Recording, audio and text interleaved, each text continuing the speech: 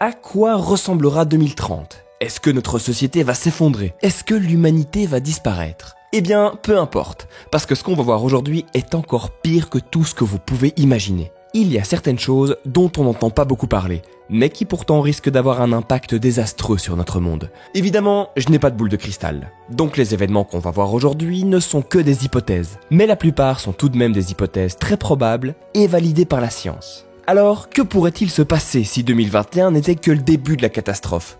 Eh bien, c'est exactement ce qu'on se demande aujourd'hui, dans cette vidéo. Le premier truc auquel on a sûrement tous pensé, c'est le changement climatique. Mais en réalité, le réchauffement du climat, c'est souvent quelque chose qu'on a tendance à sous-estimer. On en entend parler un peu partout, mais on se dit que finalement, quelques degrés en plus, eh bien ça va pas changer grand-chose. Sauf que si, ça risque de changer pas mal de choses. Et en 2030, on devrait déjà avoir quelques effets indésirables. Ça va acidifier les océans, exterminant la vie sous-marine, aggravant la puissance de certaines tempêtes et enlevant les ressources naturelles de millions de personnes. Ça va faire disparaître l'habitat de nombreux animaux qui vont donc s'éteindre petit à petit ou migrer vers des villes où ils n'étaient pas censés aller. Ça va décupler le nombre de feux de forêt, tuant des milliers d'animaux et forçant des populations entières à se déplacer. Ça va faire monter le niveau des océans, plongeant des pays entiers sous l'eau et créant des inondations de plus en plus violentes et de plus en plus fréquentes. Ça va faire fondre le permafrost, libérant des milliers de tonnes de mercure, faisant s'effondrer des maisons et relâchant des virus mortels vieux de dizaines de milliers d'années. Ça va augmenter le nombre et l'intensité des canicules, tuant des millions de personnes âgées et rendant certaines zones inhabitables. Ça va rendre encore plus arides les régions déjà arides et encore plus humides les régions déjà humides, bousillant l'agriculture et créant d'immenses famines. Et ça, c'est sans parler de la baisse de la production électrique, des éboulements de terrain, des sécheresses, etc., etc. Toutes ces choses vont faire que la Terre, qui avait déjà été si propice à la vie pendant des dizaines de milliers d'années, va devenir bien plus hostile. En plus, ces changements vont frapper encore plus violemment des zones qui vivent déjà dans des conditions désastreuses, forçant des centaines de millions de personnes à migrer vers l'Europe. Des centaines de millions de personnes qui devront migrer à cause de notre modèle économique. Ce sont des chiffres complètement délirants par rapport aux flux migratoires d'aujourd'hui, qui, en comparaison, paraissent ridicules. Dites-vous qu'aujourd'hui déjà, on a des débats pour savoir s'il faut les accueillir ou non. Alors imaginez ce que ce sera dans quelques années. Avec la montée du nationalisme dans nos pays, il est presque certain que cette situation va entraîner l'effondrement de certaines institutions, de nombreuses guerres et des millions de morts. Catastrophe 2. Les guerres.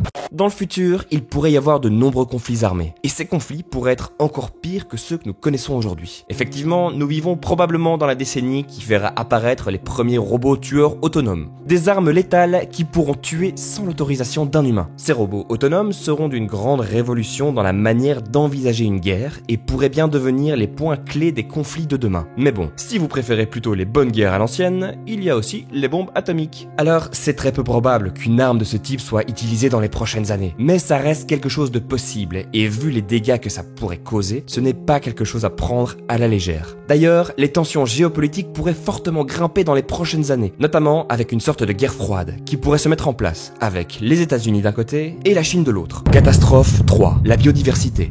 L'effet de l'humain sur la nature n'a jamais été autant désastreux qu'aujourd'hui, et ça ne se limite pas qu'au réchauffement climatique. Un terrain de foot de forêt primaire est coupé toutes les 6 secondes. Une tonne de plastique est jetée dans les océans toutes les 2 secondes. 32 000 espèces s'éteignent chaque année et des milliers d'autres voient leur population diminuer. Chacune de ces espèces risque d'entraîner une perturbation de toute la biodiversité, en créant un déséquilibre systémique par effet domino. Nous avons tendance à l'oublier, mais un grand nombre de nos activités dépendent directement de cette nature. Ce n'est donc pas la planète qu'il faudra sauver, peu importe ce qu'on lui fera subir, elle s'en remettra. Ce qu'il faut sauver, ce sont les humains et tous les êtres vivants avec qui ils partagent la Terre. Pour donner un exemple très concret, on sait que les abeilles sont en train de disparaître. Sauf que les abeilles, c'est pas juste des trucs qui piquent et qui font du miel, ce sont les principaux pollinisateurs. En Europe, c'est plus de 84% des plantes que nous cultivons qui sont pollinisées par les abeilles, et 35% de ce que nous avons dans nos assiettes qui dépend directement d'elles. La contribution des pollinisateurs de manière générale à la production alimentaire mondiale est estimée à 153 milliards de dollars. Et ce n'est qu'un exemple parmi tant d'autres. Le phytoplancton produit 50% de l'oxygène qu'on respire. Les arbres stockent notre CO2. Les coraux offrent un lieu de reproduction aux poissons. Si on essaye de quantifier l'argent économisé grâce à tous les services que la nature nous rend, on arrive à plus de 33 billions de dollars. La perte de la biodiversité pourrait donc coûter très cher. Et sa protection n'est pas une lubie de 3 écolos bouffeurs de soja. C'est un enjeu majeur pour notre futur et pour notre survie à nous, les humains. Catastrophe 4. Le chômage.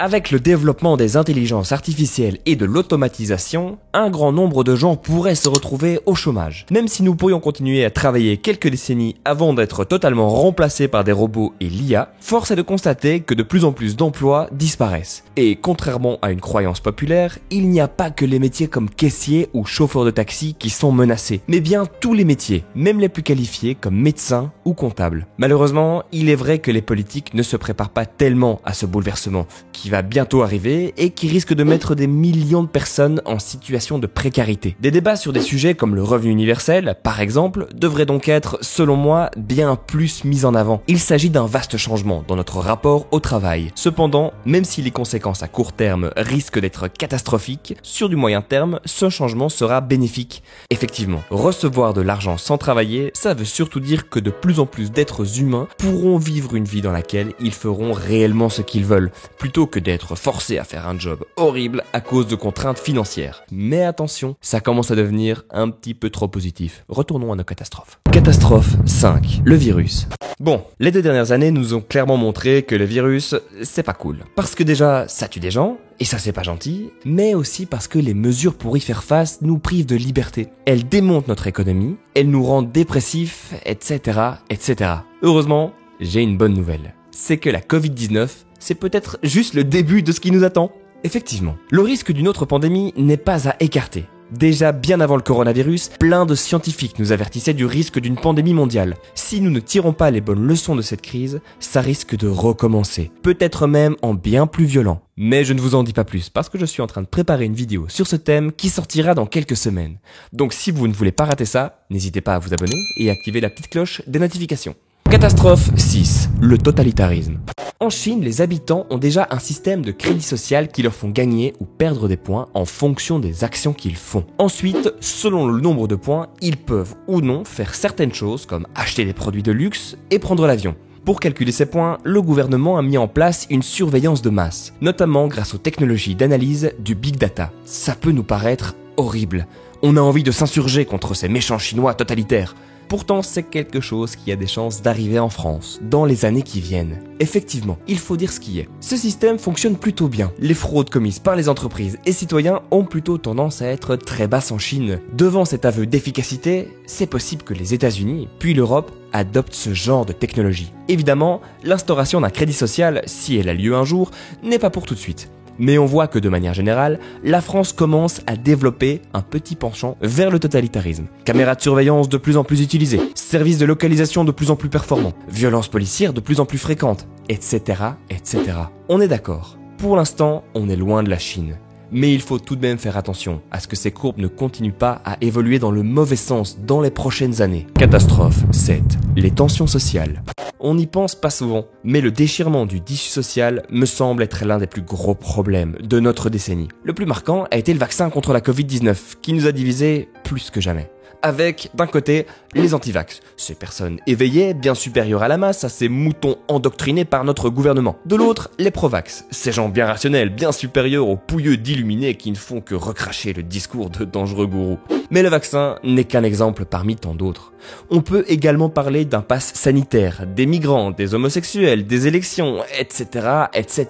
Chaque fois, il se passe le même phénomène. Chacun est dans son petit groupe, étant sûr d'avoir raison et déversant sa haine sur le camp des opposés. D'autant que les politiques voulant se faire élire ou gagner en popularité n'hésitent pas à mettre de l'huile sur le feu à coups de discours moralisateurs et de petites phrases choc. Phénomène encore aggravé par les algorithmes de réseaux sociaux qui sont de plus en plus performants et qui nous font rentrer dans une bulle dans laquelle on ne voit que ce qui confirme ce que l'on pensait déjà. Avec ça, on a l'impression que tout le monde pense comme nous et qu'il faudrait être sacrément con pour être dans le camp des adversaires, alors que bien souvent, énormément de personnes ne pensent pas comme nous. Et pas énormément de gros cons, énormément de personnes intelligentes ayant d'excellents arguments. Le pire, c'est que cette tendance à mépriser les personnes qui ne pensent pas comme nous devrait exploser dans la décennie.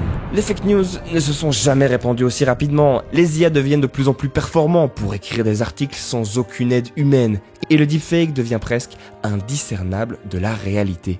D'ailleurs, s'il y a bien une technologie qui va accentuer ce problème dans les prochaines années, c'est le deepfake. Une technique permettant de faire dire à quelqu'un ce qu'il n'a jamais dit, entre caricatures du discours des politiques et fake news ultra organisées, ça ne sera pas très joyeux. Sans compter sur le fait que les acteurs seront petit à petit remplacés par des versions numériques. On pourra créer 10 versions d'une même série en fonction de l'ethnie et des préjugés de la personne qui la regarde. Bref, toutes ces choses font que les gens perdent leur sang-froid, préférant écouter les polémistes ridicules plutôt que des analyses posées et réfléchies. Comme celle du futurologue par exemple. C'est juste un exemple. Abonnez-vous. D'autant que cela mobilise notre attention sur des problèmes souvent futiles par rapport à ceux dont je vous ai parlé jusque-là. Et à bien d'autres, comme les crises économiques, la transition énergétique et la sécurité des intelligences artificielles. Mais maintenant, après cette dose d'angoisse que je viens de vous livrer à travers ces 7 points, il faut qu'on se pose une question essentielle. Le futur sera-t-il positif ? Après tout ce que je viens de vous dire, votre réponse instinctive est probablement non. Le futur, ce sera bien de la merde. Mais pourtant, c'est une mauvaise réponse. Quelqu'un qui prétend savoir si le futur sera cool ou non, c'est un imposteur. Le futur sera exactement ce qu'on décide d'en faire. Si vous avez regardé cette vidéo jusque-là, c'est sûrement que les sujets dont je vous ai parlé vous inquiètent. Et c'est tout à fait normal, ils m'inquiètent également. Mais n'oublions pas de prendre un petit peu de recul. Les singes bipèdes que nous sommes ont réussi à accomplir des choses extraordinaires. Bien qu'on entende le contraire en permanence, les niveaux de pauvreté et de violence n'ont jamais été aussi bas. Et les niveaux d'éducation, de santé et de liberté n'ont jamais été aussi hauts. Bien sûr, il y a encore énormément de problèmes à résoudre, mais il y a aussi énormément d'avancées qui ont été faites ces dernières années. Se concentrer sur les négatifs n'est pas une obligation. Imaginez comment le monde se porterait si, à la place de gueuler dès qu'un automobiliste faisait quelque chose qui ne nous plaît pas, on félicitait la conduite de tous les autres. Personnellement, c'est dans ce monde-là que j'ai envie de vivre. Alors, faites un effort. Souriez. Rendez-vous compte de la beauté de la vie, et la prochaine fois qu'un automobiliste vous fera chier, envoyez-lui de l'amour, parce qu'il est comme vous. Et c'est ça ce dont il a besoin. Sur ce, vive le futur, et vive la vie. Ciao ciao.